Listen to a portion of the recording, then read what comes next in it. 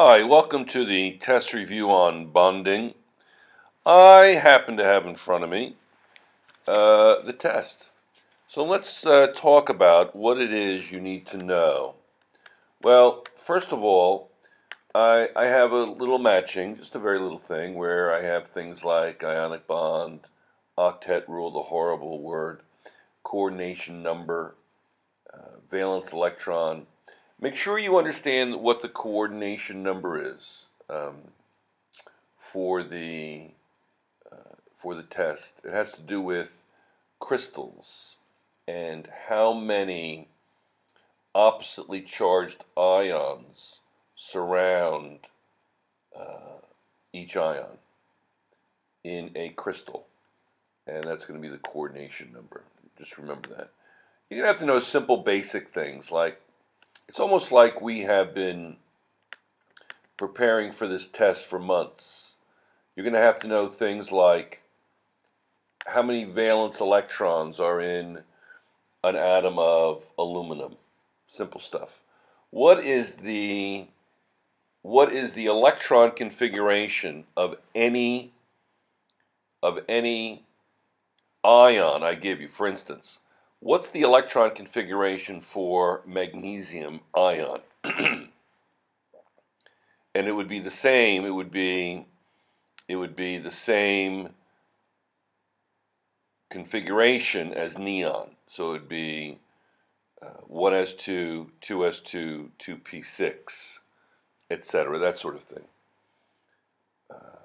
What about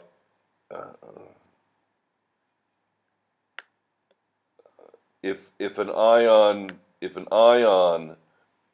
forms from its ground state?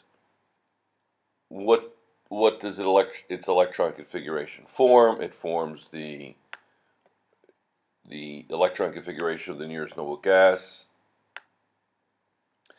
Actually, this is pretty simple. The beginning of this is fairly simple. Again, the coordination number. Under what conditions are ionic solids, the crystalline solids, under what conditions can they conduct electricity? Let's talk about metals.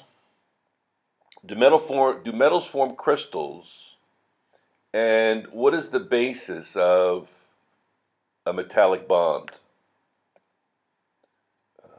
Which of the following elements form diatomic molecules?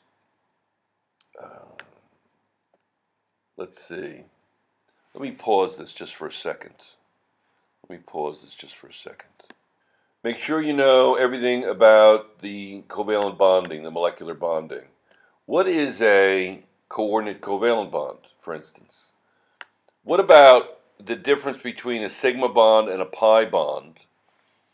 In sp hybridization, when you have a triple bond, how many sigma bonds and how many pi bonds do you have?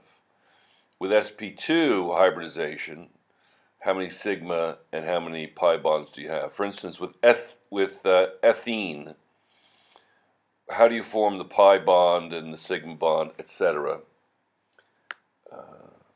With sp3, how many sigma bonds and how many pi bonds are there? Give me a scenario where you can have 12 total electrons around the central atom. When you talk about the molecular orbital theory, what is it based on? What model of the atom is that based on? Now, what about the size of the pi bond? Is the pi bond longer or shorter than the sigma bond? What about polarity? What is a polar bond? And how do you know the relative strength of the polar bond? And how can a polar bond contribute to a nonpolar molecule? What causes dipole interactions? What is a hydrogen bond? How many valence electrons does bromine have? What does the unshared pair of electrons in ammonia, what does it actually do to the properties of ammonia?